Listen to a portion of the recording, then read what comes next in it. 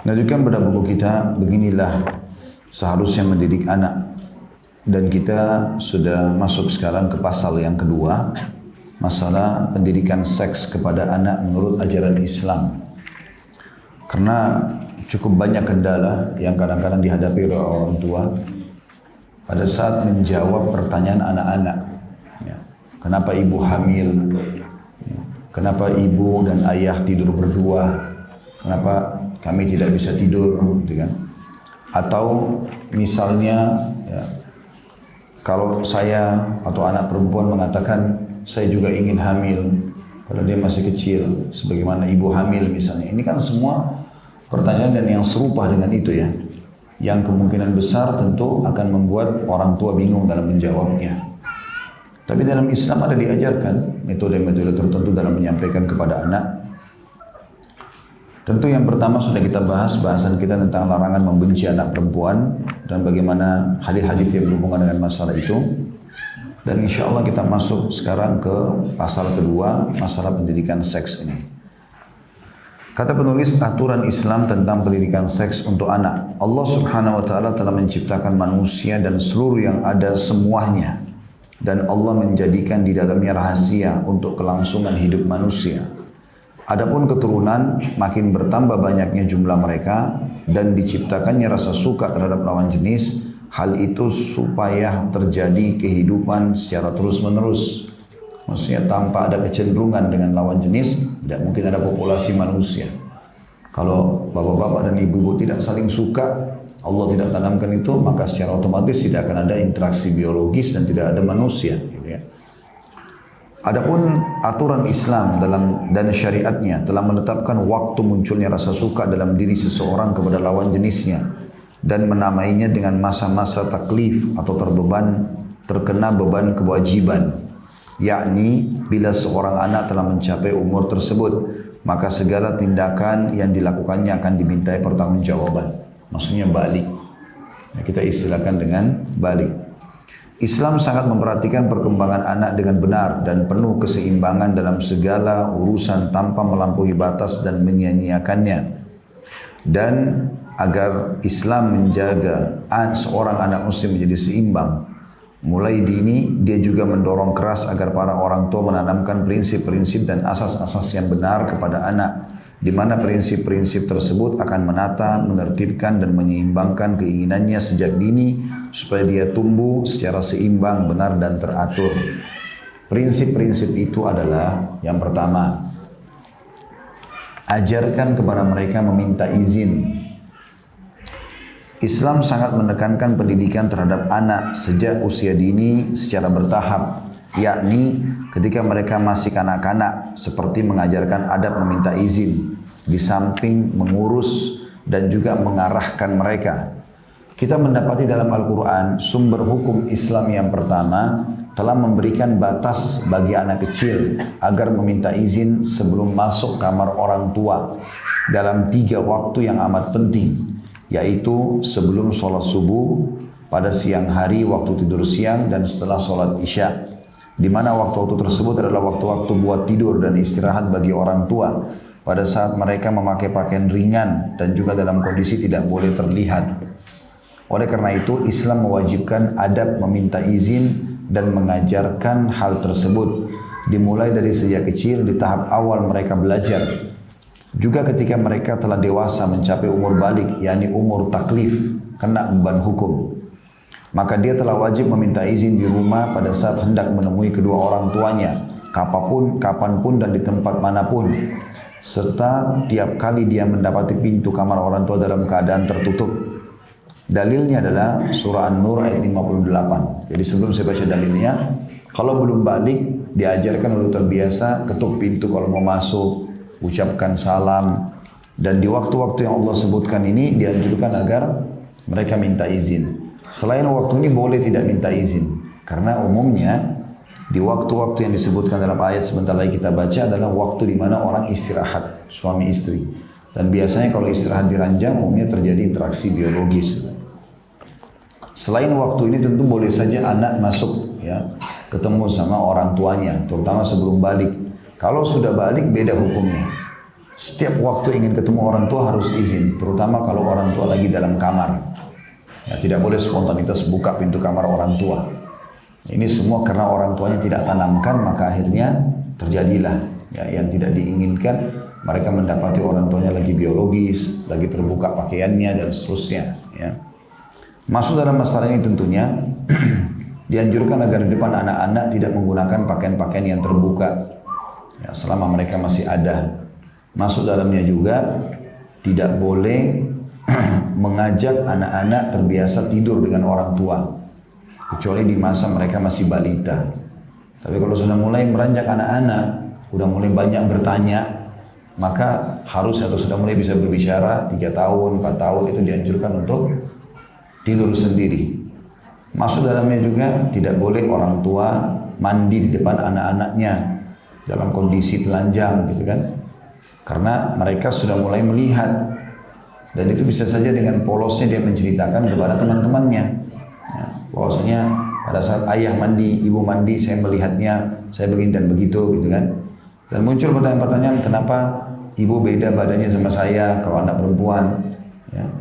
Itu pernah terjadi, pernah anak saya menanyakan itu kepada istri saya gitu, walaupun mungkin bukan dalam kondisi saya lagi mandi ya, tapi dia bingung jawabnya, dia tanya kepada saya. Jadi pertanyaan anak perempuan saya, kenapa dada saya nggak seperti Umi, gitu kan? Karena dia masih kecil. Ini karena dia melihat itu. Kalau dia tidak melihat kan dia tidak akan bertanya. Tapi karena sering diperlihatkan, maka secara otomatis akan muncul pertanyaan. Itu contoh-contohnya. Jadi usahakan pada saat mandi memang ibu dan bapak di kamar mandi menguncinya, anak-anak tidak boleh masuk. Alasan apapun, jangan bilang karena masih kecil. Kalau mau mandikan dia, jangan ikutkan dia mandi bersama kita. Gitu kan? Karena kita tidak tahu apa yang sedang terlintas di benak dia pada saat melihat kita menggosok sabun, pada saat kita apalah yang melakukan pada saat mandi, kita tidak tahu, kadang-kadang kita lalai. Maka itu jangan sampai terekam oleh mereka. Biasakan mereka tidak pernah melihat itu gitu ya. Allah berfirman dalam surah An-Nur ayat 58, A'udzu billahi minasyaitonir rajim, ya ayyuhalladzina amanu liyasta'dzinkumul ladzina malakat aymanukum walladzina lam yablughul huluma minkum 3 marrat min qabli salatil fajri wa hina tad'una thiyabakum wa minadh dhahirati wa min ba'di salatil isya 3 awratin lakum laisa 'alaikum wa la 'alaihim junahum ba'dahun tawafuna 'alaikum ba'dukum 'ala ba'd kadzalika yubayyinullahu lakumul ayat wallahu 'alimun hakim. Wahai orang-orang yang beriman, hendaklah hamba sahaya, laki-laki dan perempuan yang kalian miliki, dan orang-orang yang belum balik, masih anak-anak, di antara kalian, meminta izin kepada kalian pada 3 kali kesempatan, 3 waktu. Jadi tidak boleh tiba-tiba nyelonong masuk ke dalam kamar, walaupun pembantu di rumah. Yaitu sebelum sholat subuh, karena umumnya orang waktu tidur ini. Dan biasa orang tidur wajar menggunakan pakaian-pakaian yang ringan, terbuka dan seterusnya. Kemudian yang kedua, ketika kalian menanggalkan pakaian luar kalian di tengah hari. Karena ada istilah kailula ya, tidur siang. Tidur siang itu bagian daripada agama. Bagi bapak ibu yang tidak punya kegiatan mendesak di siang hari dan dia bisa gunakan untuk istirahat, itu bagian dari syariat. Nabi SAW mengatakan berkailula lah karena syaitan tidak berkailula. Ya, umumnya ulama mengatakan waktunya antara duhur sama asar, walaupun beberapa saat saja gitu, dia gunakan berapa menit, tapi dia berkailula. Kemudian yang ketiga, setelah sholat isya, sunnah Nabi SAW dan bagian dari syariat kita, setelah isya tidak ada aktivitas kecuali istirahat. Ya. Tentu ada keadaan tertentu seperti misalnya kedatangan tamu, takziah, ya. Ada terjadi permasalahan besar yang harus dipecahkan secara kekeluargaan, itu lain. Ada undangan makan, ada pengajian, itu beda. Tapi kalau lagi tidak ada kegiatan, maka dianjurkan agar segera istirahat setelah isya. Dan Nabi SAW melarang begadang tanpa ada udzur, ya, tanpa ada udzur. Itulah 3 waktu aurat dari kalian yang harus tidak boleh anak kecil kita masuk nyelonong ke dalam kamar sebelum subuh, waktu siang dari duhur ke asar, kalau memang tidur siang ya. Tapi kalau tidak dalam kamar, lagi di meja makan, lagi tidak ada masalah mereka interaksi. Ini kita bicara agar mendidik mereka secara biologis ya. Mereka tidak terbiasa melihat kondisi orang tuanya dalam kondisi terbuka ya. dan juga selepas sholat isya bila sudah mau tidur. Tidak ada dosa kata Allah dari kalian dan tidak pula bagi mereka selain 3 waktu itu. Mereka keluar masuk melayani kalian, sebagian kalian terhadap sebagian yang lainnya. Demikianlah Allah menjelaskan ayat-ayat itu kepada kalian dan Allah Maha mengetahui lagi Maha bijaksana. Ya. Jadi saya mohon maaf saya sampaikan terutama ibu-ibu, tidak boleh membiasakan anak-anak tidur bersama. Jangan bilang ini anak masih kecil, kecuali memang tidak ada yang jaga. Tapi kalau bisa, sudah mulai lebih dewasa, apalagi ada baby sister atau ada pembantunya, bisa temani anak tidur, berikan hak suami. Gak boleh paksakan. Ada orang sampai 3 anaknya, 3 semua tidur dengan dia. Kalau suaminya minta waktu gak ada. Akhirnya sembunyi-sembunyi di belakang selimut, bawa selimut. Anaknya bisa tahu. Anaknya kadang-kadang pura-pura tidur. Pernah terjadi ada kerabat kami begitu. Anaknya laki-laki itu umurnya 3 tahun. Masih 3 tahun. 3 tahun atau... Iya, 3 atau 4 tahun lah, saya lupa kejadian sekian tahun yang lalu.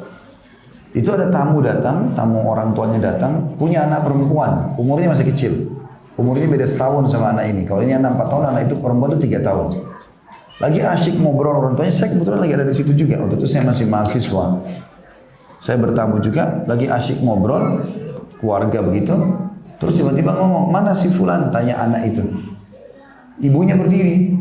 Tiba-tiba ibunya dari dalam datang terus ngobrol, bilang, oh lihat anak ini. Ternyata anak itu lagi ngajak anaknya tamu yang perempuan masuk ke dalam kamar orang tuanya, tidur di atas ranjang, nutup dirinya dengan selimut. Jadi apa yang dilihat sama orang tuanya dilakukan sama anak perempuan, padahal dia tidak paham apa yang sedang dia lakukan, tapi minimal dia melakukan gerakan yang sama. Itu kenapa? Karena anak ini selalu diajak tidur sama orang tuanya. Kita tidak bicara kasus kalau nggak ada pembantu, rumahnya sempit, itu beda. Tapi itu pun berarti apa boleh buat, orang tuanya harus berkorban pada saat melakukan biologis, dia lakukan di tempat lain, tidak di hadapan anak. Walaupun anak itu dianggap tidur, ya. Karena kalau dianggap tidur itu bisa saja kelihatan tidak, tapi sebenarnya tidak. Dia melihat, dia memperhatikan. Dan beda rekaman anak dengan kita ya. Misalnya contoh, kita tentu tidak boleh nonton. Tapi kalau misalnya orang nonton film barat, ciuman, kita orang dewasa, fahamnya, oh itu cara orang barat. Kadang-kadang kita pun terpengaruh, gitu kan? Kalau kita tonton, karena mata ini connect sama hati manusia. Tapi kalau anak kecil yang nonton, apa yang direkam pada benaknya? Dia tidak berpikir seperti bapak ibu. Dia tidak bilang, oh itu orang barat. Enggak. Oh kalau saya besar, saya harus begitu. Itu rekaman anak-anak. Maka terekamlah di benak dia, kalau besar dia harus punya lawan jenis, dia harus menciumnya di jalanan misalnya. Sebagaimana tontonan tersebut. Itu bahaya sekali. Begitulah juga pada saat dia melihat interaksi biologis antara orang tuanya. Kalau hanya sekedar seorang istri cium tangan suaminya, atau mungkin seorang suami pada saat mau keluar mengecup kening istrinya, mungkin lah. Tapi bermesra-mesraan, ya, berciuman di bibir, berpeluk-pelukan, apalagi sampai menunjukkan mau melakukan biologis, atau seakan-akan anaknya nggak paham, padahal mereka melakukannya di depan ini semua sama sekali tidak benar, dan ini merusak ya, fitrah biologis si anak itu sendiri. Nah, ini berbahaya sekali tentunya, tanpa disadari dia akan lakukan perbuatan-perbuatan itu. Ada banyak kasus terjadi, ada dalam kasus juga anak-anak karena sering lihat orang tuanya begitu, apalagi orang tuanya kadang-kadang meninggalkan film-film tidak benar, dengan alasan mereka menonton berdua saja, begitu mereka aktivitas, anaknya tahu tempatnya di mana, ya, orang tuanya pikir nggak paham, dikasih masuk dari DVD-nya, atau mungkin sekarang sudah ada YouTube segala macam, mereka tonton. Akhirnya yang mereka lakukan adalah pernah terjadi di Indonesia itu. Jadi si kakak pulang melihat waktu zaman dulu masih ada DVD ya, atau CD, itu diputar, nonton film itu, dia karena orang tua lagi tidak ada di rumah, lagi tidak ada orang, adiknya masih dia SMA, adiknya SMP, pulang perempuan ikut nonton, akhirnya terjadi biologis. Karena syahwatnya sudah bangkit, akhirnya terjadi interaksi biologis antara adik kakak, dan ini bahaya, zina yang paling berat, berzina dengan mahram, ya, antara ibu sama anak, ayah sama anak, ataupun antara saudara sama saudarinya, seperti itulah. Maka ini contoh-contoh tentunya yang harus kita jaga. Kata beliau, inilah Islam. Karenanya Anda wahai pendidik harus mengajarkan adab meminta izin kepada mereka di 3 waktu ini. Demikian juga kepada para pelayan dan anak-anak yang belum balik, supaya mata mereka tidak melihat aurat kedua orang tuanya yang bisa menimbulkan mudarat buat anak-anak, dan agar mereka tidak mempelajari sesuatu yang belum mereka fahami. Sebab bisa saja hal itu tetap terus ada dalam ingatannya dan pekerti yang dijalani orang tuanya akan menjadi cermin berfikirnya. Karena inilah kedua orang tua bisa kehilangan kehormatan dan teladan di mata anak-anak hingga mereka akan mempelajari pekerti yang tidak pantas untuknya. Oleh karena itu kedua orang tua adalah panutan dan contoh tertinggi. Mereka adalah orang yang paling berharga bagi kehidupan sekecil dalam tahapan ini. Jadi tidak boleh, kata beliau, nampak di hadapan mereka fenomena yang berlainan dengan kebiasaan si kecil hingga mengakibatkan pekertinya rusak. Jadi kalau kita bisa simpulkan sebenarnya banyaknya pertanyaan muncul ini, yang tadi saya kasih contoh-contoh pertanyaan atau mungkin Bapak Ibu pernah hadapi yang lainnya, itu karena mereka melihat interaksi. Kesimpulannya kalau tidak ada interaksi tidak akan bertanya, kan begitu. Maka dari awal prinsip pertama penanaman beliau adalah minta izin dan jangan biasakan memperlihatkan aurat di depan mereka. Maksud tadi saya bilang tidur bersama dengan anak apalagi sudah beranjak dewasa, gitu kan? Sudah mulai SD kelas 1, 7 tahun, 8 tahun, SMP tetap tidur sama orang tuanya. Ini sering terjadi ibunya yang minta. Tanpa mengerti bahwasanya ini berbahaya bagi pendidikan anak itu dan tanpa mengerti kalau ini adalah hak suaminya. Tidak boleh lagi dia berikan hak anak pada saat itu. Hak anak diberikan pada saat suami tidak dirubah. Suami sudah pulang berarti hak suami. Anak sudah harus ditidurkan, diistirahatkan dan seterusnya. Jangan malah ibu marah-marah. Anak-anak belum ditemui segala macam. Memang hak dia dulu. Nanti pada saat selesai istirahat, makan sudah mungkin biologi sudah baru pertemukan sama anak-anak walaupun anak belum tidur. Kalau saya tidur besok pagi kan bisa. Jadi masing-masing harus diberikan haknya. Tidak boleh malah sengaja anak-anak dibiarkan begadang, dibiarkan tidur satu kamar gitu. Saya berapa kali di rumah anak-anak izin minta tidur sekamar. Saya rayu baik-baik. Enggak nak, kan sudah ada kamar masing-masing. Alhamdulillah saya sudah siapkan kamar masing-masing. Kamarnya kan begini, kamarnya begitu. Kita rayu supaya mereka mau tidur. Besok insya Allah kita akan jalan begini dan begitu. Maka mereka faham akhirnya. Mereka tidak pasang walaupun awalnya kadang-kadang ada yang merengek, ada yang nangis gitu kan.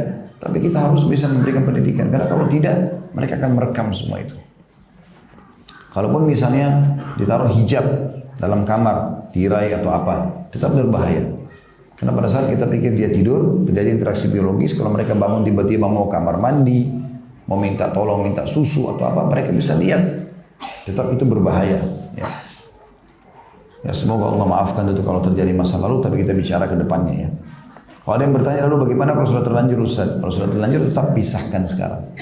Tetap tidak boleh lagi tidur sekamar. Jangan lagi mandi bersama dengan dia. Tapi kan anak saya perempuan Ustaz, kalau ibu bertanya misalnya. Kalau bapak-bapak anak saya kan laki-laki, tetap sama. Tetap sama. Karena akan muncul pertanyaan. Kenapa badan ayah lebih beda sama saya? Kenapa kemaluannya beda? Kenapa ini ibu dadanya beda? Itu kan muncul pertanyaan. Kenapa? Karena mereka lihat. Kalau mereka tidak lihat, tidak akan mungkin pertanyaan gitu kan. Makanya harus kita hindari tentunya. Dan kalau ada pertanyaan pun, jawab sebatas yang butuh jawaban. Misal gini, kenapa dada saya tidak seperti ibu? Ya nanti kalau besar nak kamu juga akan begini. Selesai. Sebatas itu saja. Gitu kan.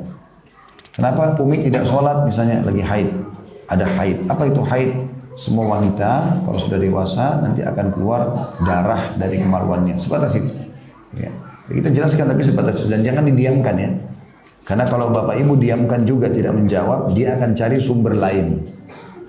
Pertanyaan yang muncul dari seorang anak menandakan dia butuh informasi. Kalau kita mengatakan, wah kok anak kecil ngerti apa, gak usah nanya-nanya. Misal, dia akan penasaran. Pasti dia akan cari. Penasarannya anak kecil itu besar sekali. Nah, coba bapak ibu kalau punya satu benda, taruh dalam lemari misalnya. Cuma mau menguji saja ya. Taruh dalam lemari, biarkan mereka lihat tapi taruh dalam lemari. Kalau dia tanya, apa itu ayah, apa itu ibu? Udah gak usah tahu. Kalau ibu coba ke pinggir, dia akan cari tangga naik untuk buka. Dia mau tahu apa itu. Dan tidak bisa kita lindungi, tidak bisa kita bendung itu. Pasti nanti kalaupun tidak sekarang kita marahin segala macam, kita pergi dia akan kembali. Dan anak-anak itu punya fitrah, merasa punya hak pada diri kita. Merasa punya hak. Makanya jangan ibu dan bapak sekalian marah kalau dia banyak bertanya. Karena dia merasa dia punya hak. Gitu kan? Kenapa aku nggak diberikan ini? Kenapa aku nggak begini? Itu anak-anak biasa. Itu haknya dia. Kita tinggal bagaimana menjawabnya dengan baik itu. Kata beliau, oleh karena itu Islam mendorong keras untuk mengajarkan anak-anak adab meminta izin agar tidak terjadi hal-hal seperti di atas. Karena melihat aurat akan membekas di hati si kecil hal yang negatif sehingga akan merusak jiwa dan sarafnya ketika dewasa. Dalam Islam ada penjagaan dan penanggulangan sejak dini. Seorang pendidik Nabi Muhammad SAW telah mengajarkan adab meminta izin kepada anak-anak kita. Dari Anas radhiyallahu anhu dia berkata, aku adalah pelayan Nabi SAW. Aku biasa masuk tanpa meminta izin. Lalu ketika aku datang pada suatu hari, beliau bersabda, jangan begitu wahai anakku. Telah turun perintah, yaitu jangan sekali-kali kamu masuk tanpa izin. Hadis ini riwayat Bukhari dalam kitab Adab Mufrad nomor 807, Al-Baihaqi dalam Syu'abil Iman nomor 7795. Tentang izin dan adab-adabnya telah disebutkan sebelumnya. Demikian juga wajib bagi kedua orang tua menutup aurat mereka di setiap waktu untuk membantu anak-anak mereka menyeimbangkan naluri mereka dan tidak melebihkannya. Oleh karena itu kita harus membantu anak-anak kita untuk bersikap seimbang dan berbuat baik. Ya, seperti itu. Jadi walaupun interaksi sehari-hari ya, usahakan dalam bentuk-bentuk pakaian segala macam itu, terutama dengan lawan jenis, itu nanti akan misalnya ibu sama anak laki-lakinya, bapak sama anak perempuannya, itu juga ada batasan-batasan yang harus dijaga. Ya, jangan sampai nanti terlalu lost control ya. Dalam arti kata anaknya sudah dewasa, ibu ini kemudian anak laki-lakinya melihatnya pakai baju tidur yang semuanya serba terbuka gitu kan. Terus duduk berdua sama walaupun anaknya, tetap tidak boleh. Dia menggunakan pakaian santun. Begitu juga dengan bapak sama anak perempuannya. Dia harus ada batasan-batasannya. Karena tetap saja namanya manusia, punya syahwat. Gitu. Dan selalu banyak terjadi interaksi biologis antara orang tua sama anak. Gitu. Kalau nggak salah pernah dalam pengajian itu ditanya begitu. Seorang ibu bertanya, apa yang saya harus lakukan pada saat suami saya meniduri anak saya? Dalam kondisi seperti itu, seperti apa lagi? Apa yang harus dilakukan?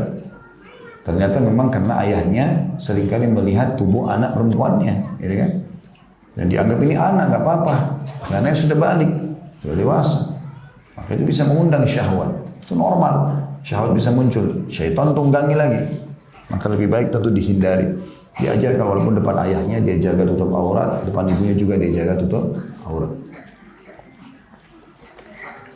Prinsip yang kedua, membiasakan anak untuk menundukkan pandangan dan menjaga aurat agar terdidik secara biologis ya. Ini secara pendidikan seks tentunya. Seorang pendidik seharusnya menanamkan kaidah dan prinsip yang penting ini yang termasuk dalam aturan Islam, yaitu menundukkan pandangan dari yang haram. Didik mereka tidak boleh tonton yang tidak boleh, melihatkan aurat misalnya. Apa saja yang dilihat oleh anak-anak akan terekam dalam fikirannya dan dia tidak akan lupa. Namun bila seorang anak dibiasakan untuk menundukkan pandangannya dari segala aurat sejak kecil di setiap tempat, niscaya dia akan senantiasa menjaga hal tersebut dan merasakan manisnya iman sejak kecil.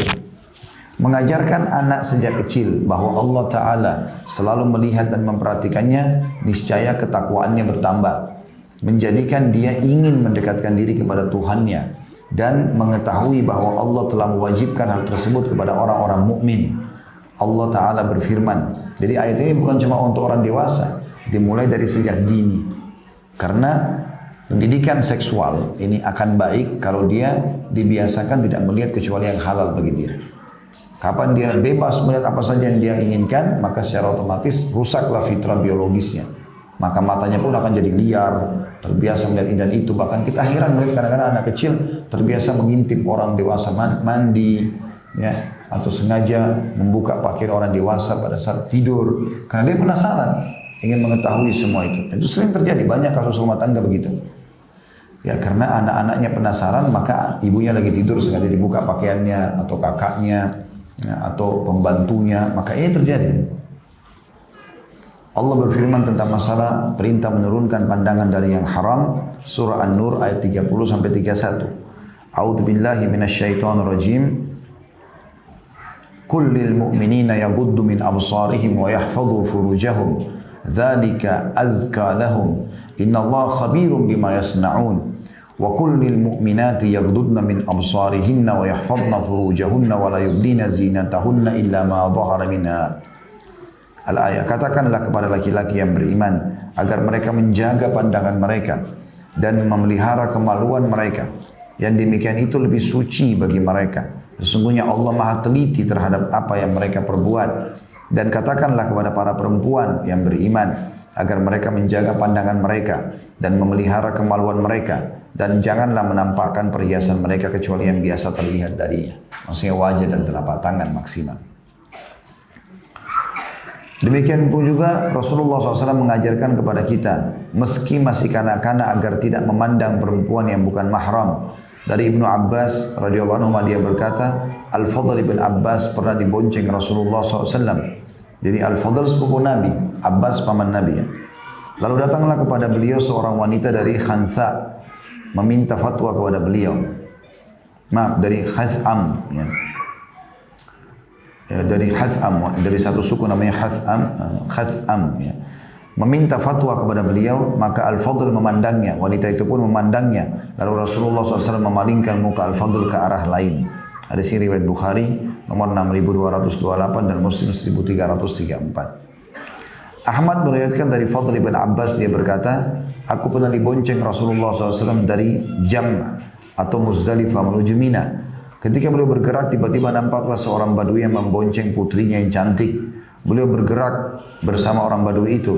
Lalu aku melihatnya, maka Rasulullah SAW melihatku. Segeralah beliau membalikkan mukaku dari muka wanita itu.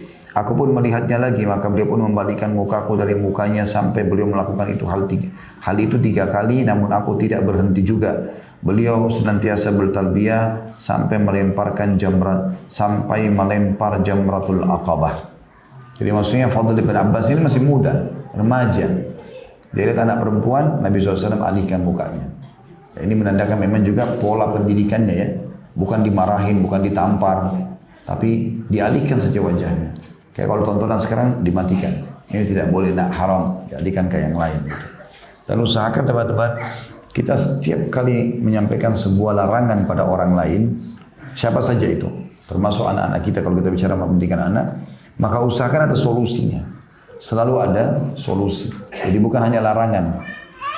Karena solusi ini akan membantu segera seseorang itu mengalihkan dari perbuatan buruk pada perbuatan baik. Ya. Kalau misal kita melarang khamr, minuman keras, maka kita alihkan kepada minuman yang sehat. Jadi kan, susu kah, madu kah, dan seterusnya. Seperti itulah. Atau kita mengalihkan dari tontonan yang tidak benar, alihkanlah kepada tontonan yang benar. Kita punya cuplikan-cuplikannya. Dan itu bisa dikontrol ya. Saya di rumah ada YouTube di TV buat anak-anak. Tapi saya mengontrol, kita batasi, kita bisa kunci, batasi. Mereka tidak boleh tonton kecuali yang ini dan itu misalnya. Atau kita downloadkan offline, kemudian dia cuma bisa putar itu saja misalnya. Maka tonton itu kita batasi. Hal yang berhubungan dengan masalah pendidikan, edukasi, hal yang berhubungan dengan masalah tontonan kisah-kisah yang misalnya kisah Nabi dan seterusnya, mungkin bisa memberikan manfaat kepada mereka. Itu pun saya sortir ya. Tidak semuanya kisah saya biarkan, karena ada kadang-kadang riwayat yang lemah yang disebutkan. Kita harus bisa mengawasi itu. Dalam riwayat Ibnu Jarir, yakni dalam Tahzib Al-Athar, bahwa Al-Abbas berkata kepada Nabi SAW, aku melihat anda memalingkan wajah putra pamanmu. Maka Rasulullah SAW bersabda, aku melihat wanita muda dengan anak muda. Maka aku khawatir syaitan masuk di antara keduanya. Hadis ini disebutkan dalam kitab Al-Kanz jilid 5 halaman 188 dan diulangi di 204. Kalau begitu, kita harus membiasakan anak untuk menundukkan pandangan dari melihat aurat di setiap tempat agar nalurinya terhadap nafsu seksualnya tidak segera datang, di mana hal itu dapat menyebabkan bahaya tersendiri baik bagi jasmani, nafsu, masyarakat dan semua manusia. Ya, jadi kalau sekali lagi kita kalau orang dewasa melihat sesuatu teman-teman, apalagi kalau orang sudah terbiasa tontonan-tontonan itu syahwatnya tidak mudah bangkitnya tapi tidak sebesar orang kalau memang jarang melihatnya. Itu kalau sudah orang dewasa. Kalau anak-anak itu luar biasa gejolak syahwatnya, apalagi awal-awal balik ya, itu luar biasa gejolak syahwat. Kita mungkin pernah melalui semua itu. Jadi kalau tidak dialihkan ke tahfidz Quran, aktivitas olahraga, itu bahaya sekali, bisa larinya ke sana sini gitu kan. Seorang penyair berkata, kullul hawadithi mabdaha minan nazar wa mu'zamun nari min mustasghari syarr kam nadratan fataqat fi qalbi sahibiha fatqas sihami bila qausin wala watar wal abdu ma dama dha ainin yuqallibuha fi a'yunil ghaidi mawqufun 'alal khatar yasurru maqlatahu ma darra mahajjata la marhaban bisururin ada biddarar. Segala peristiwa dimulai dari memandang, semuanya dari pandangan. Seperti api yang muncul dari bunga api yang kecil. Seseorang selama masih memiliki mata yang bisa digerakkan akan senantiasa dalam bahaya. Yang memandang merasa senang terhadap sesuatu yang bisa membahayakan hatinya. Tidak ada ucapan selamat kepada rasa senang yang membawa bencana. Lalu lanjutannya dikatakan, "Idza kunta fi ni'matin far'aha, fa inna dhunuba tuzilun ni'am, wa khudha bi ta'ati rabbil ibad, farubbal ibadi sari'un niqam." Bila kamu berada dalam kenikmatan maka jagalah, karena dosa akan menghilangkan kenikmatan itu. Artinya kalau kau sehat, lagi ada harta segala macam, hati-hati dari dosa. Dosa dimulai tadi dengan masalah pandangan-pandangan mata. Karena dosa akan menghilangkan kenikmatan. Hapuslah dosa-dosa dengan mentaati Tuhan pemilik seluruh hamba, karena Tuhan para hamba amat cepat siksanya. Adapun menutup aurat, tadi itu menurunkan pandangan. Adapun menutup aurat maka dibiasakan sejak seorang anak sudah diperintahkan mengerjakan sholat, di mana dia harus memakai pakaian yang menutupinya. Hal itu dilakukan agar sholatnya sah dan benar sejak kecil. Dari Abu Sa'id al-Khudri radhiyallahu anhu bahwa Rasulullah SAW bersabda, janganlah seorang laki-laki melihat aurat laki-laki lain, dan janganlah seorang wanita melihat aurat wanita lain. Sesama jenis pun tidak boleh. Janganlah seorang laki-laki bergabung dengan laki-laki lain dalam satu kain, dan janganlah seorang wanita bergabung dengan wanita lain dalam satu kain. Hadis ini riwayat Muslim nomor 338. Artinya supaya jangan saling melihat aurat. Ini banyak terjadi ya. Oh, karena kan sama-sama perempuan, nggak apa-apa. Jadi, terbukalah auratnya. Sama-sama laki-laki nggak apa-apa. Nggak boleh. Harus dipisahkan. Yang boleh hanya masih kecil, yang butuh campur tangan orang tuanya, maka orang tuanya mandikan dia. Dan subhanallah secara fitrah, kalau sudah mencapai umur tamyiz namanya, umur membedakan jenis kelamin, biasanya 7 tahun itu ya. Kalau sudah masuk 7 tahun, maka umumnya si anak laki-laki nggak mau lagi ibunya lihat. Biar ibunya mau mandikan dia nggak mau, fitrah. Nggak, ibu nggak usah, tutup pintu. Dia mau ganti baju disuruh ibunya keluar. Pernah nggak ibu alam itu? Yang punya anak gitu kan. Dan juga dengan anak perempuan. Udah mulai 7 tahun, sudah malu sama ayahnya. Ditutup pintunya dan seterusnya gitu kan. Itu sudah alami. Maka jangan dirusak fitrah itu. Biarkan dalam kondisi itu terjaga, mereka agar terbiasa menjaga diri dari lawan jenisnya gitu. Kata beliau, dan ini kalau sama anak-anak ya, apalagi dewasa. Apalagi dewasa. Jadi mandi sama-sama rame-rame gitu kan. Ini termasuk dilarang, nggak boleh. Ya, seperti kolam-kolam renang umum, orang bergabung semuanya, itu saling melihat aurat, nggak boleh. Tapi kan berenang sunnah Nabi, ya, tapi bukan dengan kemaksiatan, gitu kan. Kalau kita bisa punya rezeki, ada rezeki kolam renang sendiri kita di rumah, ya silahkan. Kalau nggak bisa ya sudah, tunggu sampai ada kesempatannya. Kalau nggak boleh. Itu bukan alasan. Makanya kalau liburan-liburan sekolah, kolam renang penuh. Uniknya ibu-ibunya semua pakai jilbab, bapak-bapaknya pakai kopiah. Sholat di sebelahnya kolam renang. Orangnya pada telanjang semua. Dari mana ini? Ini kan benar semuanya. Hanya alasan karena ibu anak lagi libur. Nggak boleh. Anak-anak dibawa ke kolam renang umum itu berarti mengajarkan mereka biasa lihat aurat. Dari tadi kita bahas apa? Aurat kita sendiri sebagai orang tua jangan dilihat, apalagi aurat orang lain. Itu bahaya sekali, perusakan moral yang luar biasa karena dia terbiasa melihat banyak. Bukan lagi 1-2 orang. Berarti orang semua bisa buat dong, itu rekaman dia walaupun dia tidak ucapkan. Itu bahaya sekali. Ya, harus hati-hati masalah seperti ini. Kemudian dikatakan, ya, ini juga maaf kalau ibu-ibu hati-hati ya. Kalau luluran bisa sendiri, lulur sendiri saja. Kecuali darurat, ada pengobatan, ada yang harus melakukan tenaga orang lain, iya. Tapi kalau terlalu manja, semuanya harus orang lain, akhirnya terbuka auratnya dengan wanita, lalu sama wanita. Bukan darurat, ini nggak boleh, ini Nabi larang. Nggak boleh masuk satu kain berdua. Maknanya adalah tidak boleh dilihat, gitu kan.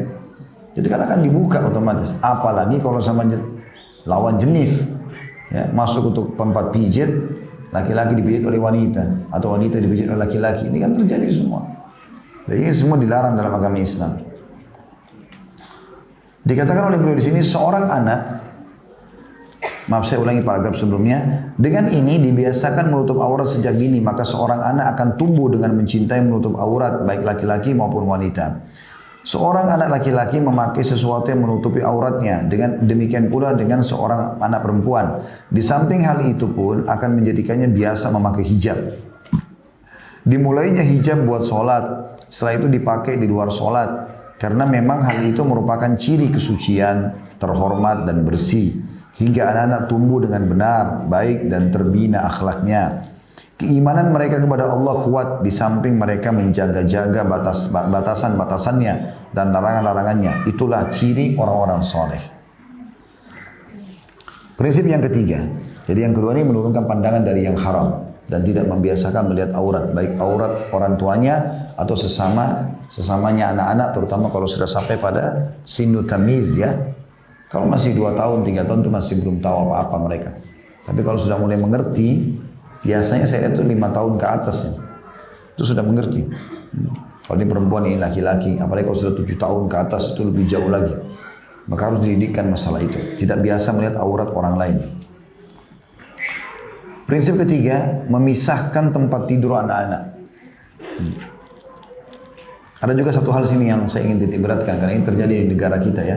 Di prinsip yang kedua. Saya tidak tahu kenapa ada tradisi ini dan saya tanya ternyata memang sering terjadi. Jadi kalau ada pengantin baru, ya, itu tidur di rumah misalnya mertuanya, maka itu kayak satu kebiasaan untuk ditonton oleh keluarga itu. Apakah mereka sengaja ngintip dari jendela, sengaja buat lubang di kamar itu, dan itu ternyata saya kaget itu saya dengarkan itu di dalam satu komunitas keluarga itu jadi kebiasaan. Jadi dianggap itu biasa bagi mereka. Mereka melihat itu, bahkan ibu-ibunya ikut-ikutan, gitu kan.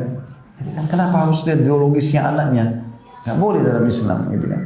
Ini termasuk dalam masalah yang menurunkan pandangan. Jadi bukan cuma anak-anak, kita pun juga harus belajar untuk menurunkan pandangan dari yang haram itu.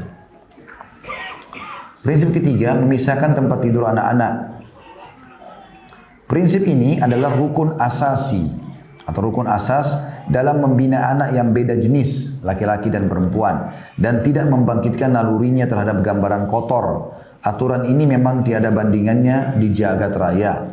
Ini memang pandangan kenabian dan kecermatannya dalam membina dan memperhatikan anak. Abu Daud meriwayatkan dengan sanad hasan dari Nabi SAW, beliau bersabda, perintahkan anak-anak kalian mengerjakan sholat ketika mereka berumur 7 tahun dan pukul mereka jika tidak mengerjakannya ketika berumur atau tiba berumur 10 tahun atau telah berumur 10 tahun. Serta pisahkanlah tempat-tempat tidur mereka. Juga dalam riwayat Al-Hakim dalam kitab Mustadraknya disebutkan, bila anak-anakmu telah berusia 7 tahun maka pisahkanlah tempat-tempat tidur mereka. Dan bila telah mencapai usia 10 tahun, maka pukullah mereka bila tidak mau mengerjakan sholat. Kata beliau, kalau begitu, adanya pemisahan ini dimulai sejak berusia 10 tahun, ketika naluri mereka sudah mulai berkembang. Namun bagaimanakah pemisahan ranjangnya yang benar? Yang termasuk pemisahan itu adalah tidak tidurnya 2 orang anak kecil dalam satu selimut, atau tidur di satu ranjang, sedang saudaranya tidur di ranjang yang lain dengan 2 selimut yang berbeda, dan tiap kali bertambah jauh pemisahannya maka itu lebih utama. Maksudnya adalah kalau misalnya bisa masing-masing punya kamar bagus, apalagi kalau sudah 10 tahun ya, itu udah harusnya begitu. Perempuan sama perempuan, laki-laki sama laki-laki pun sama, apalagi kalau lawan jenis ya. Perempuan pun dipisahkan kalau kita punya kemampuan untuk misahkan, ada rumah luas segala macam gitu kan. Kalau nggak bisa, maka sesama jenis minimal beda ranjang. Kalau misalnya ranjangnya susun kah, atau ranjangnya 2 terpisah, seperti itulah. Ya. Dan dianjurkan oleh para ulama tidak menumpuk sekian banyak anak dalam satu ruangan, ya, walaupun sama jenis, terutama di umur 10 tahun, demi untuk pendidikan mereka. Semampunya. Tapi kalau orang miskin, beda. Cuma punya 1 petak tanah, rumah, nggak ada lagi tempat, harus tidur di sana, ya apa boleh buat. Itu pun dia berusaha memisahkan antara anak laki-laki, kemudian dia sebagai orang tua baru anak perempuannya. Jadi dipisahkan. Al-Allamah Syekh Waliullah Ad-Dahlawi berkata, sebenarnya perintah memisahkan anak-anak dalam tempat-tempat tidur mereka karena umur mereka saat itu telah mendekati balik, dan tidak mustahil bila tidur mereka dalam satu ranjang maka bisa membangkitkan syahwat. Oleh karenanya perlu pencegahan sebelum hal tersebut terjadi. Maka dari itu tidur di satu ranjang dan di satu selimut bisa mengakibatkan timbulnya naluri seksual pada diri mereka. Dan hal itu bisa semakin cepat dan kian bertambah hingga sampai bergejolak. Akhirnya tidak ada jalan melampiaskannya kecuali dengan melakukan beberapa penyimpangan dan kejanggalan. Betapa banyak terjadi penyimpangan di bawah selimut tanpa disadari oleh orang tuanya, sehingga menjadi sebab hancurnya anak-anak yang bersih itu lantaran sikap meremehkan dari orang tua yang tidak memperhatikan mereka dan juga menempatkan mereka di tempat yang menyalahi larangan Nabi SAW, di mana beliau telah Allah puji dalam surah An-Najm ayat 3 sampai ayat 4. A'udzu billahi minasyaitonir rajim wa ma yantiqu 'anil hawa in huwa illa wahyu yuha. Dan dia Muhammad berucap bukan menurut hawa nafsunya, atau tidaklah Muhammad itu berucap menurut hawa nafsunya. Ia, Al-Quran dan Sunnah yang disampaikan itu tidak disampaikan, tidak lain adalah wahyu yang diwahyukan kepadanya. Jadi saya ulangi, tidaklah Muhammad atau tidaklah dia Muhammad SAW berucap menurut hawa nafsunya. Ia dalam kurung Al-Quran dan Sunnah disampaikan itu tidak lain adalah wahyu yang diwahyukan kepadanya. Jadi maksudnya tadi pemisahan tentang anak umur 10 tahun diranjang itu wahyu dari Allah Subhanahu wa taala. Beliau datangkan perintah yang tegas dalam kurung pisahkan atau tanda kutip pisahkan. Seorang mukmin tentu akan mengikuti sehingga dia memisahkan. Namun apa yang dipisahkan? Yang dipisahkan adalah tempat tidurnya. Manakah pendidikan timur, manakah pendidikan timur dan barat serta sekolah-sekolah modern yang mampu mengalahkan pendidikan ini?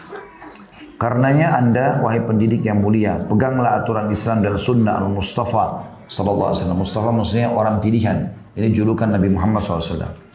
Gigitlah ia dengan gerahammu atau peganglah erat-erat. Niscaya keberuntungan akan kamu capai dalam mendidik anakmu dengan pendidikan yang benar. Artinya walaupun di sekolah juga sama. Di sekolah pun sama. Ya. Jadi kalau kita bisa masukkan anak kita ke sekolah, masuklah ke sekolah yang memisahkan antara laki-laki dan perempuan, terutama di umur ini ya. Kita bicara umur 10 tahun ke atas ya. Kalau masih TK segala macam mungkin.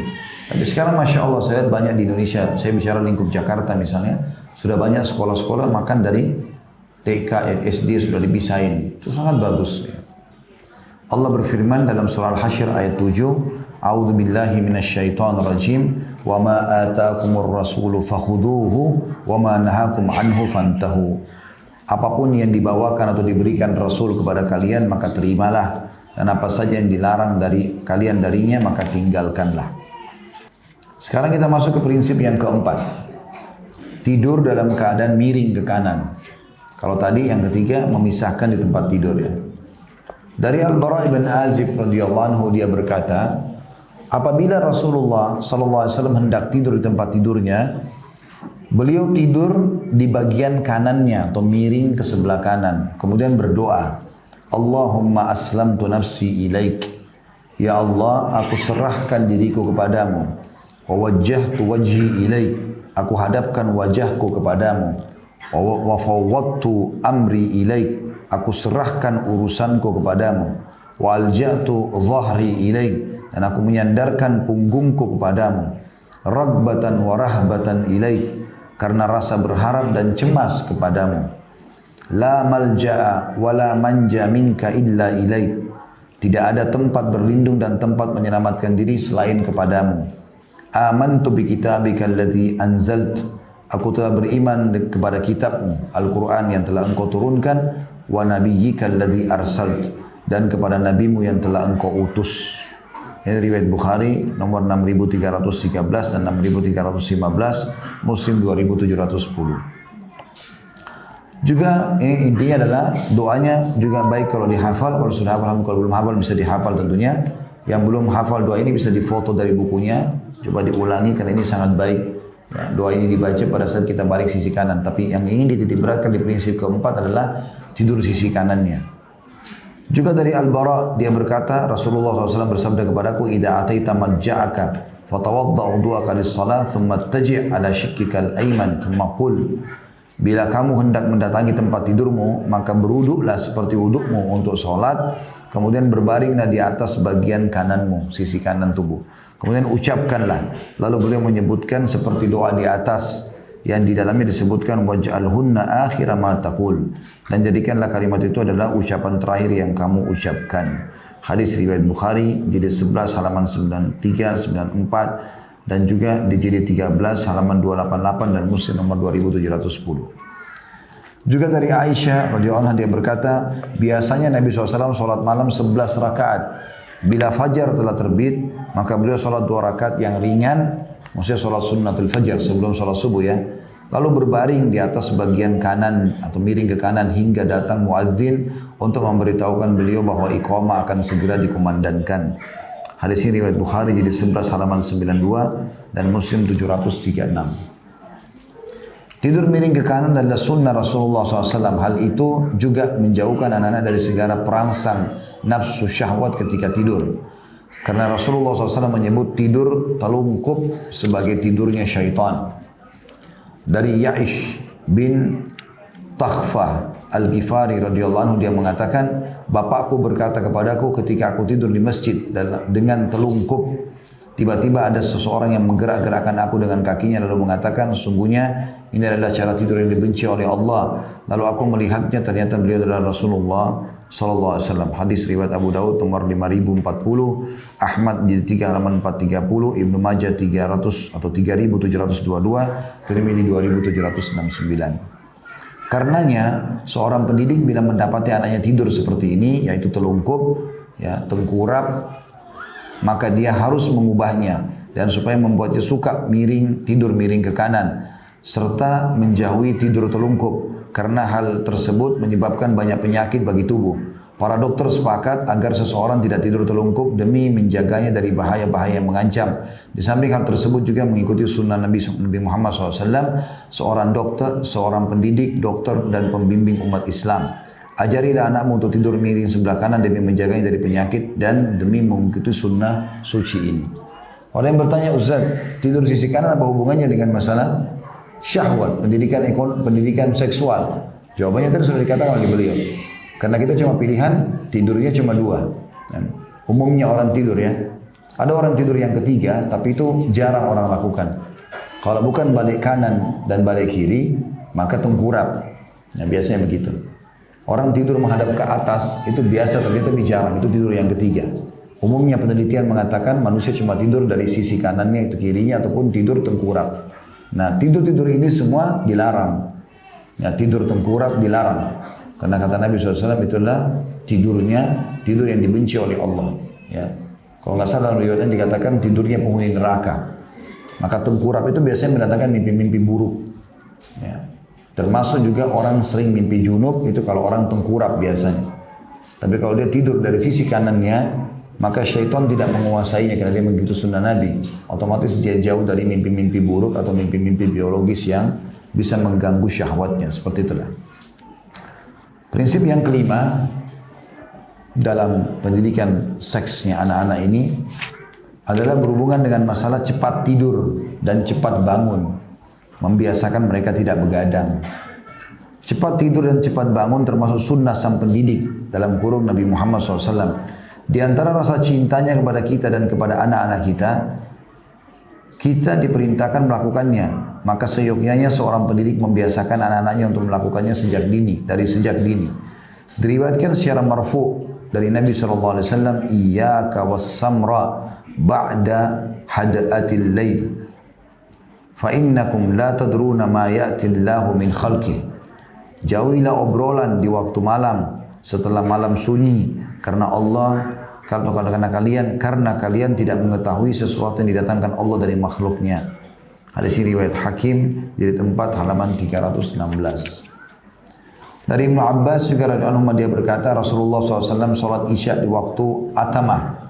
Ada buntut nomor 97. Atam adalah waktu setelah sepertiga malam. Rasulullah SAW salat Isya di waktu atamah. Umar berkata, salatlah wahai Rasulullah karena wanita dan anak-anak telah tidur. Beliau pun keluar dengan kepala meneteskan air bekas wudu dan bersabda, kalau bukan karena aku takut menyulitkan umatku, tentu aku akan perintahkan mereka sholat di waktu ini. Ya, hadis ini diriwayatkan Bukhari nomor 571, Muslim 638. Jadi maksudnya di sini Nabi SAW tidur dulu, baru kemudian sholat. Kita dapati Rasulullah SAW menyuruh untuk tidur segera. Kita dapati Rasulullah SAW menyuruh untuk tidur segera, meskipun sholat fardu diakhirkan. Namun beliau takut kalau akan menyusahkan umatnya.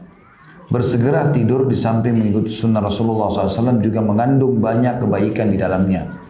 Banyak faedahnya bagi anak, mengenyangkan jasad mereka, mengistirahatkan mereka agar siap beribadah kepada Tuhan mereka, membuat bangun lebih cepat dan sungguh-sungguh dalam mengerjakan sholat subuh, serta menjadi giat sepanjang hari. Tentu ada kiat-kiatnya teman-teman untuk membuat anak-anak supaya tidak begadang ya. Karena biasanya anak kecil itu suka begadang. Main-main terus ya, karena mereka tidak seperti kita orang dewasa ada beban. Kalau saya begadang nih besok mau kerja, besok begini dan begitu, nanti ngantuk. Maka kita ada beban, makanya kita tidur. Anak-anak tidak seperti itu, dia tidak ada beban. Dia begadang pun kalau diajak main, maka dia begadang terus gitu kan. Maka caranya tentu ibu-ibu, terutama yang mendidik anak-anak, usahakan hindari anak-anak tidur selepas asar. Kalau tidur siang, kayak dulu nggak masalah. Tidur pagi juga masih boleh. Tapi kalau sudah tidur habis asar, hindari. Ya, dibangunkan, diajak ngobrol, diajak main, biarkan dia puncaknya mengantuk selepas isya lalu dia tidur. Itu yang paling tepat tentunya ya. Ketika tidur, kita ajari anak-anak kita sunnah Nabi SAW dari Abu Hurairah radhiyallahu anhu. Dia berkata, Rasulullah SAW bersabda, "Idza awa ahadukum ila firashihi, falyanfud firashahu bidakhilati izari, fa innahu la yadri ma khalafahu alaihi." ثم يقول بسمك ربي وضعت جنبي وبك أرفعه إن أمسكت نفسي فارحمها وإن أرسلتها فاحفظها بما تحفظ به عبادك الصالحين. Bila seseorang di antara kalian hendak tidur di tempat tidurnya, maka bersihkanlah kasurnya dengan bagian dalam kainnya, karena dia tidak tahu apa yang ada di tempat itu setelah dia tinggalkan. Kemudian ucapkanlah, dengan namamu wahai Tuhanku, aku taruh lambungku dan dengan pertolonganmu aku angkat kembali, maksudnya bangun. Bila engkau mengambil nyawaku, kalau sampai aku tidak kembali lagi ruhku, mati, maka sayangilah dia, ruh itu. Dan bila engkau membangunkanku kembali, maka jagalah dia dengan penjagaanmu terhadap hamba-hambamu yang soleh. Hadis ini riwayat Bukhari, jilid 7 halaman 149, Muslim dalam zikir dan doa, halaman 40, di jilid 6, di halaman 2084. Ya, ini mungkin ada kekeliruan dalam jumlah jilidnya ya. Tapi halamannya 2084. Jadi dari hadis ini kita ambil pelajaran teman-teman sekalian, ada dua buah hadis yang sudah kita sebutkan. Kalau yang pertama, Nabi SAW di halaman 234 di paling pertama dari Ibnu Abbas tadi. Kalau bolehnya mentakhirkan sholat isya ya. Jadi boleh mentakhir sholat isya. Bahkan di sini dikatakan Nabi sholat setelah lewat sepertiga malam. Karena memang waktu subuh itu sampai menjelang azan subuh ya. Jadi kalau ngantuk sekali boleh tidur gitu kan. Tetapi ada juga pendapat yang lain mengatakan tidak seperti itu. Karena ada riwayat yang menjelaskan Nabi SAW tidak menyukai tidur selepas maghrib. Karena khawatir isyaknya lepas. Kemungkinan besar hadis Ibnu Abbas ini kata sebagian ulama adalah disebutkan kalau orang pas masuk waktu isya dan dia mengantuk sekali, dia tidak bisa menahannya, takutnya kalau dia sholat malah dia jadi ngawur bacanya, maka dibolehkan dia tidur karena waktunya masih boleh dikerjakan setelah dia bangun sepertiga malam. Dan hadis ini lebih tertuju kepada bukan masalah sholat isya ditakhirkan, tetapi lebih kepada tidur lebih cepatnya. Dan hadis yang kedua tadi adalah ajaran Nabi SAW agar kalau mau tidur menebah tempat tidur. Walaupun waktu ibu-ibu tadinya di rumah itu sudah menebahnya dan sudah rapi, bersih, lalu menutup dengan selimut, tetap sunnah Nabi SAW menebah. Riwayat lain menebahnya 3 kali. Ya, mungkin selimut itu ditebah, diangkat sampai digoyangkan 3 kali atau ditebah dengan kain ataupun sapu lidi kalau kita sekarang ya. Maka itu termasuk sunnah Nabi SAW. Ya. Itu ada penelitian dalam masalah ini, ada banyak penelitian, tapi Allah alam kebenarannya gitu kan. Tentang masalah kalau orang tidur, ada beberapa, kalau misalnya kita tidur nih, pas kita bangun tengah malam, gitu kan, mau kamar mandi misalnya, itu ada hal-hal yang kita tidak tahu yang jatuh dari tubuh kita. Apa itu Allahu alam? Apakah itu penyakit? apakah dari keringat yang tumpah dan seterusnya, ini ada sesuatu, itu ada penelitian. Tapi saya bilang tadi Allah alam kebenarannya. Maka hikmah dari para Nabi SAW suruh kita, kalau bangun tidur ke kamar mandi mau kembali lagi, tebah lagi, dan sampai 3 kali, itu untuk menghilangkan itu. Ya, seperti itulah. Tapi jelas terlepas daripada penelitian ini, kita menjalankan sunnah Nabi SAW. Jadi walaupun Bapak Ibu bangun sebentar, minum atau apa, kembali tebah dulu 3 kali baru tidur. Seperti itulah. Kemudian sunnah membaca doa ini, dan doa ini sangat mulia ya. Kita semua menyerahkan urusan kita kepada Allah. Wahai Tuhanku, dengan namamu wahai Tuhanku, aku taruh lambungku, dan dengan pertolonganmu aku angkat nanti. Maksudnya aku bangun dengan pertolonganmu. Bila engkau mengambil nyawaku, jadi kalau orang tidur teman-teman sekalian, itu nyawanya bisa tidak kembali.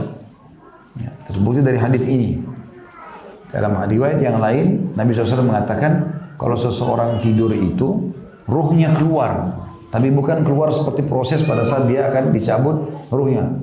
Sakaratil maut gitu kan. Allahu alam seperti apa. Kemudian kalau Allah menahannya, maka matilah orang itu. Dan kalau Allah ingin mengembalikan, maka kembali dia hidup dan beraktivitas sampai ajalnya datang. Maka kita minta di sini, ya Allah, kalau seandainya nyawaku kau tahan, tidak kembali lagi ke jasadku, maka kasihanilah dia, maafkanlah kesalahannya. Dan kalau kau pun mengembalikannya, aku hidup lagi, jagalah sebagaimana engkau menjaga hamba-hambamu yang soleh. Juga dari Abu Sa'id Al-Khudri radhiyallahu anhu dari Nabi SAW, beliau bersabda, man qala hina ya'wi ila firashi astaghfirullahalladzi la ilaha illa huwal hayyul qayyum wa atubu ilaih, ghufirat lahu dhunubuhu wa in kanat mithla zabadil bahr wa in kanat adada warakis syajar wa in kanat adada ramlil ajil ramlin alij, ya, wa in kanat adada ramlin alij wa in kanat adada ayyamid dunya. Barang siapa yang ketika hendak tidur di kasurnya, dia mengucapkan, aku meminta ampun kepada Allah yang tidak ada Tuhan yang berhak disembah kecuali Dia yang maha hidup. Lagi terus menerus makhluknya, mengurus makhluknya, dan aku bertobat kepadanya, niscaya dosa-dosanya akan diampuni. Walaupun seperti buih di lautan, walaupun sebanyak daun-daun pepohonan, walaupun sebanyak pasir-pasir yang bertumpukan, walaupun sebanyak hari-hari dunia. Yang hadis ini diriwayatkan Tirmidzi nomor 3406. Dan ini menandakan kita dianjurkan selain baca doa tadi, kita juga beristighfar pada saat mau tidur. Juga dari Anas bin Malik radhiyallahu anhu berkata, Rasulullah SAW bersabda, man qala idza awa ila firasyi alhamdulillahilladzi kafani wa awani walhamdulillahilladzi at'amani wa saqani walhamdulillahilladzi manna alayya fa afdal faqad hamidallaha bi jami' mahamidil khalqi kullihim. Barang siapa yang berkata ketika hendak tidur di kasurnya, alhamdulillah, segala puji bagi Allah, alladzi yang kafani, mencukupiku, wa awani, dan memberikanku tempat tinggal, walhamdulillahilladzi at'amani wa saqani, dan segala puji bagi Allah yang telah memberiku makan dan memberiku minum, walhamdulillahilladzi manna alayya fa afdal, dan segala puji bagi Allah yang telah menganugerahkan nikmat yang banyak kepadaku. Maka dengan doa ini sesungguhnya dia telah memuji Allah dengan seluruh pujian makhluk secara keseluruhan, atau dengan seluruh pujian makhluk semuanya. Hadis ini diriwayatkan Baihaqi dalam Syu'abil Iman nomor 4382. Juga sunnah membaca ayat kursi pada saat mau tidur. Sebagaimana sudah kita tahu ayat kursi disebutkan dalam Al-Baqarah 255. A'udzu billahi minasyaitonir rajim. Allahu la ilaha illa huwal hayyul qayyum. Allah tidak ada Tuhan yang berhak disembah kecuali Dia yang maha hidup dan terus menerus mengurus makhluknya. La ta'khudhuhu sinatun wala naum. Dia tidak pernah ngantuk apalagi tidur. Lahu ma fis samawati wa ma fil ard. Miliknya lah semua yang di langit dan di bumi. Man dzalladzi yashfa'u indahu illa biidni. Tidak ada yang dapat memberi pertolongan di sisinya tanpa seizinnya. Ya'lamu ma baina aydihim wa ma khalfahum. Dia maha mengetahui apa yang ada di belakang, apa yang ada di tangan mereka, dan juga di hadapan mereka dan di belakang mereka. Wala yuhituna bi syai'in min ilmihi illa bima syaa. dan juga mereka tidak mengetahui sesuatu apapun tentang ilmunya melainkan yang dia kehendaki. Lalu dikatakan wasi'a kursiyyus samawati wal ard, maha luaslah kursinya Allah ya, yang ada pijakan kaki di singgasana ya, seluruh langit dan bumi, wala ya'udu hifdhuhuma wa huwal aliyyul azim, dan juga dia tidak pernah merasa berat memelihara keduanya, langit dan bumi, dan dia maha tinggi lagi maha besar. Karena bila engkau membaca ayat kursi pada saat mau tidur, niscaya senantiasa akan ada penjagaan dari Allah dan engkau tidak akan didekati syaitan hingga pagi hari. Maksudnya tidak akan mimpi biologis haram, tidak akan diganggu dan seterusnya. Ya. Hal itu sebagaimana keterangan Rasulullah SAW kepada Abu Hurairah radhiyallahu anhu berkenaan dengan hadis tentang syaitan. Hadis ini riwayat Bukhari nomor 3275, 5010. Jadi pernah Abu Hurairah ini jaga Baitul Mal. Baitul Mal itu kayak tempat harta muslimin. Kemudian ada pencuri masuk, ditangkap oleh Abu Hurairah. Lalu dia nangis-nangis, mengatakan saya punya banyak anak, maafkan, lepaskan saya, gitu-gitu. Abu Hurairah maafkan. Pas pergi ke masjid subuh, maka Nabi tanya, hai Abu Hurairah, bagaimana dengan tamumu tadi malam? Nabi tahu ada pencuri. Maka dia mengatakan, ya Rasulullah, dia menyesal mencuri dan banyak anaknya, maka saya lepaskan, apalagi kita tidak ambil barang. Dan dia janji tidak akan kembali. Kata Nabi SAW, dia bohong, dia akan kembali nanti malam. Abu Hurairah jaga lagi besok malamnya, atau hari itu malamnya, hari kedua, kembali lagi orang itu. Kemudian ditangkap lagi Abu Hurairah, dia mohon lagi. Sampai hari ketiga, Abu Hurairah masih lepaskan. Nabi tanya lagi subuhnya, Abu Hurairah melepaskan karena kesian. Maka Nabi bilang, dia akan kembali. Yang ketiga kali ditangkap, lalu Abu Hurairah bilang, saya tidak akan lepaskan kamu. Saya akan bawa kau ke Nabi SAW, sudah dusta 2 hari. Maka dia mengatakan, wahai Abu Hurairah, mau gak saya ajarkan kamu ayat Al-Quran, kalau kau baca kau akan selamat dari syaitan. Gak akan ada godaannya dia. Kata Abu Hurairah, baiklah. Tapi dengan syarat kau lepaskan saya. Abu Hurairah mengatakan, baik, saya akan lepaskan kamu. Lalu dia mengajarkan Al-Baqarah 255 ini, maksudnya ayat kursi. Maka Abu Hurairah datang ke masjid, Nabi SAW tanya, bagaimana tamumu semalam? Ya Rasulullah, saya lepaskan. Karena dia mengajarkan kepada saya, katanya ayat Al-Quran, yaitu ayat kursi, kalau saya baca saya bisa selamat dari syaitan.